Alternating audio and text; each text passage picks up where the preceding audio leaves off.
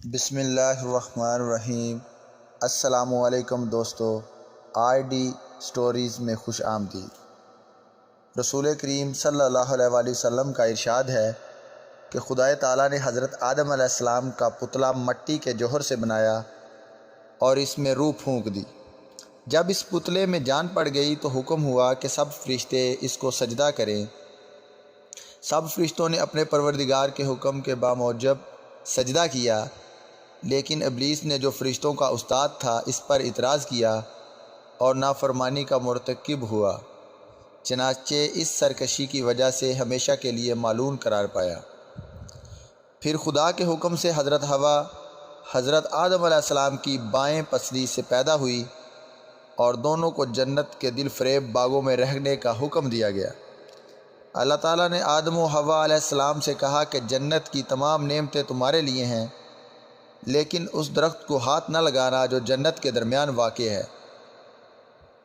شیطان اپنی ذلت اور رسوائی کی وجہ سے دونوں کی طاق میں تھا۔ آخر ایک روز موقع پا کر حضرت حوا علیہ السلام کو بہکانے میں کامیاب ہو گیا۔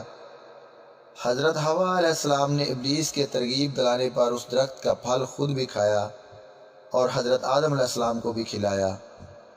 اس گناہ کی پاداش میں دونوں کو باغ جنت سے نکال کر زمین پر اتارا گیا اور شیطان کو بھی ان کے ساتھ دنیا میں بھیجا گیا۔ یہیں سے زمین پر انسانی زندگی کا آغاز ہوا اور دنیا آباد ہونا شروع ہوئی۔ زمین پر آنے کے بعد حضرت آدم و حوا علیہ السلام ایک عرصے تک جدا رہے۔